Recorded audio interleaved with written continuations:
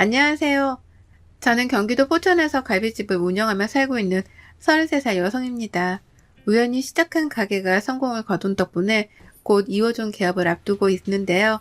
오랜만에 휴무일이라 가게 정리를 하며 라디오를 듣다 옛날 생각이 나 사연을 쓰게 되었습니다. 요즘에는 인터넷이 많이 발달해서 SNS로 홍보를 많이 하고 필수가 되었는데요. 저는 개인적으로 SNS로 가면 치가 떨리는 사람입니다. 그 이유는 다름 아닌 저희 막둥이 신우 때문이에요. 처음에는 그저 신기하고 재밌어 보였는데 시간이 지날수록 사람을 지배하더라고요. 그걸 직접 눈으로 겪었으니 치가 떨릴만도 하죠. 제가 SNS를 싫어하게 된 사연, 지금부터 제 이야기를 들려드릴게요. 저는 위로 오빠, 아래로 남동생이 있는 3남매로 비교적 유복한 가정 환경에서 자랐어요. 남들은 저를 보고 흔히 금수저라고 표현을 하더라고요. 하지만 저희도 처음부터 가정 환경이 부유했던 건 아니었습니다. 제가 중학생이 될 무렵 아버지가 정년 퇴임을 하셨습니다. 그동안 모아둔 돈과 퇴직금으로 앞으로는 집 걱정 없이 살자며 낡은 빌라를 하나 매입하셨는데 빌라가 있던 지역이 재개발이 되면서 상당한 여유자금이 생기셨어요. 투자에 대한 정보도 모르고 계셨고 그저 월세와 전세를 전전하며 살지 않아도 된다는 희망 하나로 그 빌라를 매입했던 거였죠. 건설 현장에서 현장직으로 근무를 하시며 힘들게 저희를 키워오셨는데 우연한 기회로 저희에게 커다란 복이 되어 돌아온 케이스였죠. 그래서 부모님은 그때부터 부동산 사업을 시작하셨어요. 물론 드라마에 나올 법한 거물들처럼 사업을 거창하게 하는 건 아니고 강남의 아파트 한 채와 상가 건물을 보유하고 계시고 신촌에 오피스텔 건물을 지으셔서 월세를 받으며 노후를 보내고 계십니다.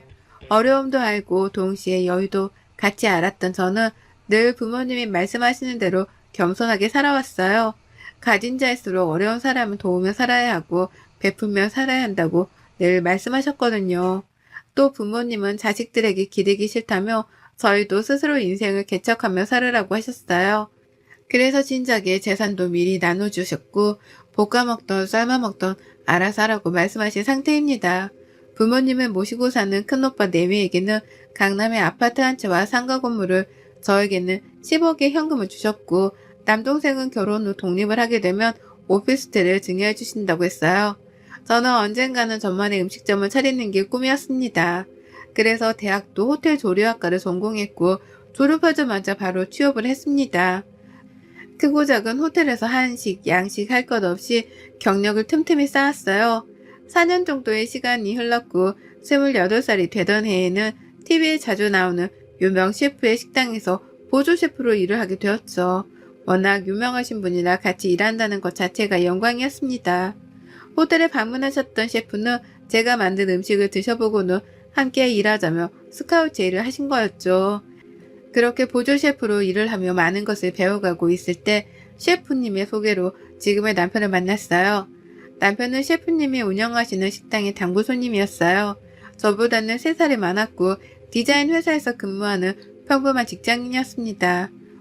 우연히 식당에 방문한 남편이 저를 보고 첫눈에 반해 셰프님에게 저를 만나게 해달라고 부탁한 거였죠. 자랑은 아니지만 저는 나름 곱상하게 생긴 외모였거든요. 처음에는 누군가를 소개받는 것이 굉장히 낯설고 어려운 일이었지만 평생 일만 하면서 살 수는 없지 않느냐는 셰프님의 말씀에 남편과 만남을 시작했어요.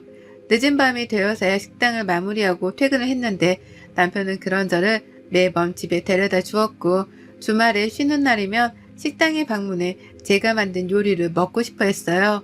적극적으로 대시한 남편에게 저도 조금씩 마음을 열게 되었고 그렇게 연인 사이가 되어 결혼했습니다. 제가 모진 말을 해도 저만 바라보고 저를 위해주는 그 마음 하나만 믿었거든요. 다행히 시부모님도 마음이 따뜻하고 좋으신 분들이었습니다. 제가 결혼을 하기로 결심하고 처음으로 시댁으로 인사를 가던 날 오늘만은 남이 해주는 음식을 먹어야 한다며 상다리가 부러지게 음식을 대접해 주셨어요. 평소에 얼마나 고생이 많냐며 처음 보는 저에게 과할 정도로 많은 것을 챙겨주셨죠. 시어머니는 혹여나 제가 부담스러워할까봐 조심스레 이야기를 꺼내셨어요. 우리 아들이 결혼하고 싶은 여자를 데려온다길래 긴장했는데 막상 만나보니 왜 결혼을 한다고 했는지 알 것 같네요. 먼저 이야기를 들어서 그런가 인상도 좋고 우리 아들이랑 잘 어울리네요. 앞으로는 우리 집에 오면서 내가 맛있는 거 많이 해줄게요. 우리 가족이 된 걸 환영해요. 저는 긴장되고 굳었던 마음이 언제 그랬냐는 듯 사르르 녹았습니다. 그리고 의외의 복병을 만나게 되었는데요. 갓 20살이 된 늦둥이 신우였어요. 바로 그 문제의 신우입니다. 남편과도 워낙 나이 차이가 많이 나고 늦둥이로 태어난 탓에 많은 관심과 사랑을 받으며 자랐거든요. 하지만 뭐든지 과하면 탈이 난다고 하잖아요. 신우이는 좋게 말하면 털털하고 거리낌 없지만 나쁘게 말하면 대책과 생각이 없는 사람이었어요. 저도 처음 봤을 때는 나이도 어리기에 그저 귀엽기만 했어요. 늦둥이로 자란 탓에 애교도 많고 먼저 언니 하며 다가오기도 하고 부침성도 좋았거든요. 그래서 저도 동생 같은 마음에 신우이를 데리고 백화점에 몇 번 가서 좋아하는 것도 사주고 그랬죠. 맛있는 음식을 먹으러 가거나 분위기 좋은 카페를 가도 거의 데리고 다녔죠. 하지만 그게 화근이었을까요? 처음에는 보통 사람들처럼 음식 사진을 찍고 하는 줄 알았는데 점점 굳이 이렇게까지 해야 하나 싶을 정도로 사진에 집착을 하더라고요. 한 번은 맛집으로 소문난 파스타집을 데려갔는데 음식 플레이팅이 너무 예쁘더라고요. 근데 음식이 다 나와야 사진을 찍을 수 있다며 죽어도 손을 못 대게 하더라고요. 결국 모든 음식이 차려지고 신우이가 사진을 찍은 뒤 식어 빠진 음식을 먹어야 했어요. 또 한 번은 성인이 된 기념으로 크리스마스 선물로 유명한 화장품 브랜드의 립스틱을 선물로 사주었는데 생일 때는 오히려 먼저 이 브랜드 가방도 사주세요 하면서 들이밀더라고요. 그래도 생일이니까 하는 마음에 덜컥 사줬죠. 나중에 신우의 SNS를 우연히 보게 됐는데 처음에는 일상을 공유하는 사진 위주였다가 점점 명품을 자랑하거나 부유한 사람이다라는 걸 과시하는 듯한 뉘앙스로 변질되어 가더군요. 실제로 협찬 문의가 여러 군데서 오기도 했고 신우이는 대학까지 휴학하며 집에 틀어박혀 SNS에 점차 지배당하게 되었죠. 잠자고 밥 먹는 시간, 화장실 가는 시간 외에는 별도의 스케줄을 짜서 움직이더라고요. 협찬으로도 모자라 무리하게 명품을 산다던가 먹지도 않고 입지도 않은 제품을 구매해서 리뷰를 한다던가 무언가 잘못되었다고 생각이 들기 시작했어요. 그러다 결정적인 사건이 발생합니다. 제가 근무하는 식당도 맛집으로 소문난 곳이에요. 낮밤 할 것 없이 사람들이 붐볐고 예약을 하지 않으면 먹을 수 없는 그런 곳이었죠. 신우이가 한 번은 제 식당에서 친구들과 식사를 하고 싶다길래 어렵사리 자리를 마련해 두었어요. 아니나 다를까 여러 대의 휴대폰으로 사진도 찍고 개인 방송도 하면서 4시간은 죽치고 앉아있더라고요. 보는 제가 다 민망할 정도였어요. 안 되겠다 싶어 퇴근하고 집에 가서 잘 타일러 봐야겠다고 생각했습니다. 그날 저녁 시댁에서 저녁을 먹기로 했기 때문에 일찍 퇴근하고 시댁으로 갔습니다. 신우이는 저에게 반가운 목소리로 언니 왔어요? 나 부탁 하나 있는데 들어줄래요? 라며 안기는 거예요. 무슨 부탁인데요? 들어줄 수 있는 거면 들어줄게요. 말해봐요. 역시 언니 짱! 다름이 아니라 저 컨텐츠 하나 찍는데 컨셉이 명품녀거든요. 근데 제가 돈이 없잖아요. 이번에 회사랑 새로 계약하면서 입지 조건이 더 좋아졌거든요. 조회수 많이 나오면 두둑하게 챙겨드릴게요. 그래서 그런데 언니 카드 한 번만 빌려주면 안 돼요? 네? 카드요? 아무리 그래도 카드는 좀 그렇죠. 얼마나 쓸 건데 그래요? 다시 환불할 거예요? 예이! 언니 자존심 있지 환불은 무슨 환불이에요. 그냥 제 선물 사준다 생각하고 투자해주시면 안 돼요? 아가씨 한두 푼도 아니고 매번 이렇게 해주는 건 좀 아닌 것 같아요. 어느 정도 선에서야 당연히 해주겠는데 명품이 한두 개도 아니고 지난번에도 그렇고 많이 사줬잖아요. 그리고 아가씨 또래에 그렇게 치장하고 다니는 사람 없어요. 너무 과하면 오히려 보기 안 좋으니 다시 한번 생각해봐요. 언니 정말 너무한 거 아니에요? 저 나이 어리다고 무시하는 거예요? 그 컨텐츠 하나 찍으면 돈이 얼만데 하나밖에 없는 신우이가 잘 되는 게 그렇게 배 아파요? 아가씨 다시 한번 말하지만 아기가 있어서 아가씨를 나무라는 게 아니에요. 적당히 하라는 거죠. 생일 때 기념일 때 다 챙겨주잖아요. 아가씨 또래는 그 정도도 못하는 친구들이 대부분이에요. 과하다는 얘기죠. 그래서 말인데 카드 빌려주고 그러는 거 더 이상 못해요. 안 돼요. 언니 진짜 너무하네. 그렇게 안 봤는데 사람 참 쪼잔하네요. 들어보니 집도 잘 사는 것 같더니만 있는 사람들이 더 한다더니 진짜 딱 그 꼴이네. 신우이는 제대로 토라져 저를 완전히 등지더라고요. 이상한 분위기를 감지한 남편이 무슨 일이냐며 다가왔지만 신우이는 콧방귀를 뀌며 방으로 들어가 버렸어요. 시부모님은 주방에서 음식을 하시느라 미처 그 상황을 보지 못하셨고요. 저는 조금 어이없었지만 식사 자리인 만큼 기분 좋게 넘어가려고 했어요. 저러다 말겠지 했는데 저의 큰 오산이었죠. 밥을 먹고 시어머니가 내주시는 커피와 과일을 먹는데 신우이가 대뜸 저에게 그러더군요. 언니는 시집살이 안 해봐서 시댁 사람들 어려운 거 모르나 봐요. 이참에 엄마가 잘 가르쳐야겠어. 신우이도 시댁 사람인데 어쩜 나한테 그렇게 막대하는지 몰라. 응? 그게 무슨 말이니? 아가, 너 얘랑 무슨 일이 있었어? 그리고 규빈이 너 그게 무슨 소리야? 말 그대로야. 언니는 사람 어려운지 몰라. 이참에 신우이 노릇 좀 해봐야겠어. 왜? 안 돼? 너 그게 언니한테 무슨 말버릇이야. 네가 뭘 안다고 신우이 노릇을 한다고 그래? 너 언니한테 그러면 안 돼. 대뜸 저렇게 말하니 저는 아무런 대꾸를 할 가치가 없다고 느껴졌습니다. 아까 일에 대한 보복이었죠. 하지만 나이가 어린 탓인지 생각하는 것도 어리더군요. 언니 말해봐요. 아까는 그렇게 따박따박 말 잘하더니 왜 쫄려요? 예, 너 그게 새언니한테 무슨 말버릇이야. 조용히 안 해? 저는 대충 넘어가려고 했지만 도저히 그냥 두면 안 될 것 같아 차분히 말하기 시작했어요. 아가씨, 제가 말했죠. 그동안 어머님, 아버님 모르게 챙겨준 게 얼만데 그런 서운한 소리를 해요. 생일이면 생일, 기념일이면 기념일. 친구 생일이라 그래서 저번에는 호텔 예약까지 해줬죠. 저번에 휴학하는 거 비밀로 해달라고 한 거 지금 말해도 돼요? 아가씨 행동을 도저히 이해 못하겠네요. 학교까지 휴학하면서 그렇게 SNS에 매달리면 뭐가 나와요? 이참에 다 까불려 볼까요? 봐봐. 언니 눈 저렇게 뜨고 나한테 말하는 꼬라지 좀 보라고. 이래도 가만히 있을까요, 엄마 아빠? 가만? 휴학? 규빈이 너 휴학했어? 언제 했니? 어떻게 한마디 상의도 없이 휴학을 해? 어쩐지 가만 보니 집에 있는 시간이 좀 많다 했다. 너 무슨 생각으로 휴학한 거야? 그놈의 SNS가 뭔데 그래? 그때서야 신우이가 조금 움찔하더군요. 사실 신우이가 학교 휴학한 건 저와 남편밖에 모릅니다. 근데 웃긴 건 휴학한 사실을 모르고 있던 시부모님이 신우이의 대학 등록금 학비 명목으로 꾸준히 통장에 돈을 넣어주셨던 거예요. 신우이는 그 돈으로 명품을 사고 놀러 다녔고요. 아가씨, 내가 이런 말까지는 안 하려고 했는데 뭐 사줄 때마다 영수증 간직하는 버릇이 있어요, 내가. 지금 이거 뭔지 알죠? 그동안 내가 사준 것만 해도 웬만한 직장인 연봉은 될 건데 어머님 아버님이 보내주신 등록금 용돈 그거 다 뭐 했어요? 내가 매번 오냐 오냐 하니까 내가 그렇게 만만해요? 신우이가 손윗사람? 적어도 나이 어린 아가씨한테 꼬박꼬박 존대해가며 대우해줬다고 생각해요. 근데 오히려 적반하장으로 십자 노릇을 하겠다니 기가 차네요. 감당할 수 있어요? 언니, 그래도 말 그렇게 하는 거 아니죠? 어머니 나도 신우이 되는 사람이고 나이 어리다고 무시해요? 내가 대학을 휴학하던 말도 무슨 상관이야?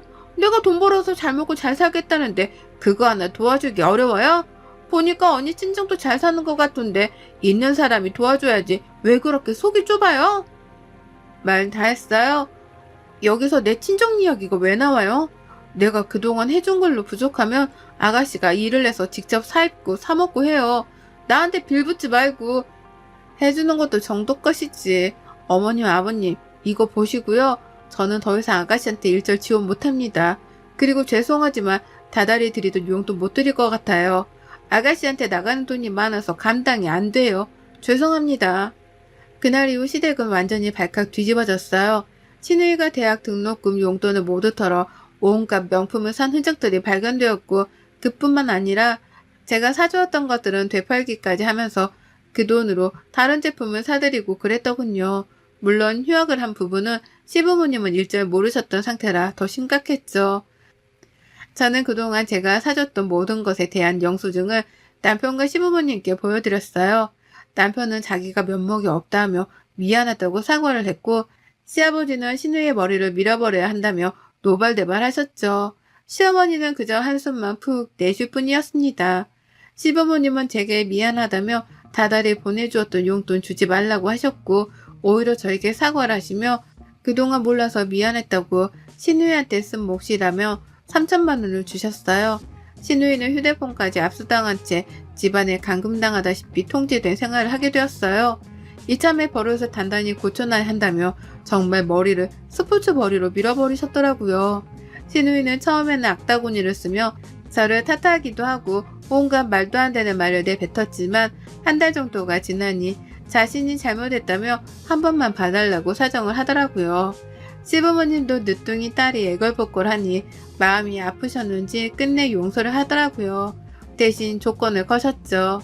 신우이는 처음에는 당황하더니 이내 알겠다며 대답을 했고요. 너 이번 한 번만 용서해주는 거다. 단 조건이 있다. 대학 등록금은 해줄 테니 그 이외의 용돈 학비는 네가 직접 벌어서 써라. 오빠나 언니의 도움은 바라지도 말고 무슨 수를 써서라도 네 스스로 알아서 해. 너도 20살이 넘은 성인이니 너 하나 간수는 잘하겠지? 그리고 새언니한테 제대로 사과하고 학교 기숙사는 어림도 없다. 거리가 멀던 짧던 집에서 통학해라. 알겠니? 그리고 마지막으로 다시 한번 그놈의 SNS니 뭐니 하면서 난리쳤다가는 호적에서 팔 줄 알아. 한바탕 소동이 사그라지고 여느 때처럼 바쁜 일상을 보내고 있었습니다. 남편과 모처럼 주말을 맞아 집에서 늦지막히 자고 일어나 TV로 영화를 보며 맥주 한잔을 하고 있었어요. 초저녁이 다 된 시간이었는데 누군가 저희 집에 찾아온 겁니다. 바로 신우였어요. 아가씨, 여긴 어쩐 일이에요? 이 시간에? 그 꼴은 또 뭐고요? 언니, 제가 지금 일하다 와서 꼴이 말이 아닌데 언니한테 사과를 하고 싶어서요. 들어가도 돼요? 일단 들어와요. 밥은 먹은 거예요? 일하면서 공장에서 밥도 주니까 그걸로 끼니 해결했어요. 제가 이제 일한 지 한 달 됐는데 오늘 월급 받았거든요. 근데 이 돈 언니 드려야 할 것 같아서 이렇게 왔어요. 제가 너무 철없이 굴어서 죄송합니다. 돈을 벌어보니 알겠더라고요. 언니의 진심을 몰라줘서 제가 너무 한심해 보이더라고요. 정말 미안했어요. 저 열심히 살아서 예전처럼 언니랑 쇼핑도 가고 잘 지내고 싶어요. 미안해요, 언니. 눈에 눈물이 가득 고인 채로 저에게 말을 하는데 어떻게 가만히 있을 수가 있겠나요? 사실 신우이가 저와 시부모님께 호되게 당하고 나서 김치 공장에서 일을 시작했어요. 방학이기도 하고 복학하기 전에 돈을 바짝 모아야 한다면서 시작한 일이었죠. 고생을 하는 모습을 보니 마음은 아팠지만 한 번쯤은 겪어야 할 상황이어서 모른 척 했습니다. 그래도 사람인지라 저렇게 고생해서 벌어온 땀 묻은 돈을 받자니 제가 너무했나 싶더라고요.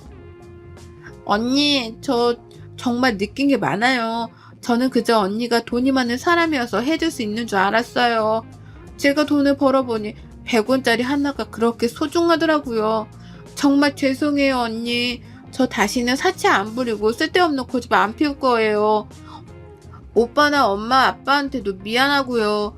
그러니 다시 예전처럼 지내면 안 될까요? 언니가 나한테 해줬던 거에 비하면 턱없이 부족하지만 받아주세요.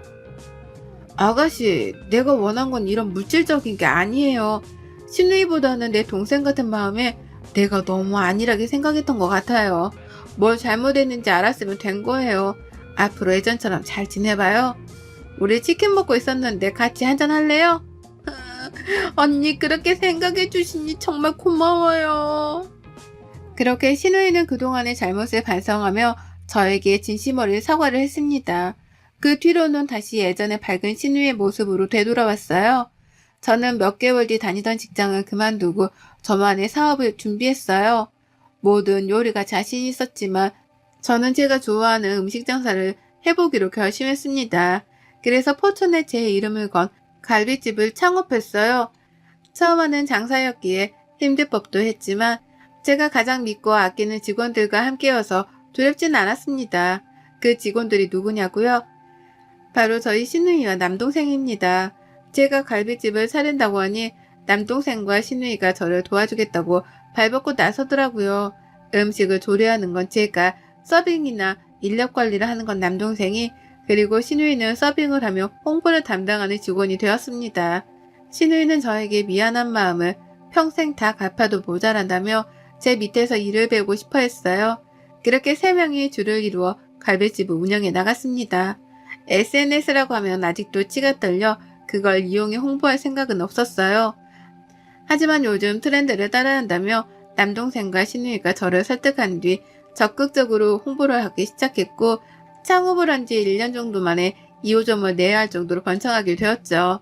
2호점은 친정 부모님, 시부모님이 합세해 운영을 하게 되었습니다. 시부모님은 정신은 차리고 자기 인생을 사는 신우이가 대견하다고 칭찬을 하시고, 제가 마음고생이 많았다며 위로해 주셨어요. 신우이는 저에게 혼나기도 하며 눈물을 가끔 흘리지만 혹독하게 일을 배우고 있답니다. 월급도 350 정도를 주고 있는데 일이 고되고 힘드니 그 정도의 값어치는 한다고 생각해요. 또 신우이가 사치 부리면 어떡하냐고요? 절대 그러지 못하게 일을 시작하기 전에 각서를 썼거든요. 우연인지 다행인지 모르지만 신우이는 월급의 절반 이상을 저축하고 있었고, 시부모님도 용돈도 드리고 알차게 잘 생활하고 있더라고요. 얼마 전에는 저에게 결혼자금 1억을 모으는 것이 목표라고 하더라고요. 정신을 차리고 잘 살려고 노력하는 모습을 보니 기특했습니다. 앞으로 2호점을 시작으로 3호점, 4호점도 낼 계획이에요. 가족들이 모두 사업을 같이 하는 바람에 힘은 좀 덜 들지만 많이 행복하네요. 내년 가을에는 사랑스러운 아이도 태어날 예정이라 조금 더 많이 행복해질 것 같습니다. 신우이는 벌써부터 고물하며 이것저것 아기 선물을 사놓기 시작했네요. 요즘 SNS를 하도 많이 하다 보니 사람 사는 세상 같지 않다고 느껴진 적도 있는데, 여러분도 그런 적 있나요? 저는 예전에 휴대폰이 없던 시절이 그리워지기도 한답니다. 사람과 사람 사이의 정이 없어진 느낌이랄까요? 여러분도 혹 주변에 놓고 지나가는 것이 있지 않은지요? 사는 게 힘들더라도 가끔은 쉬어가며 주변을 한 번쯤은 돌아보세요. 그동안 느끼지 못했던, 보지 못했던 것들을 발견하실 수 있을 겁니다. 제 긴 사연 읽어주셔서 감사드립니다. 행복하세요. 여러분의 생각은 댓글로 남겨주세요. 오늘도 시청해주셔서 정말 감사합니다.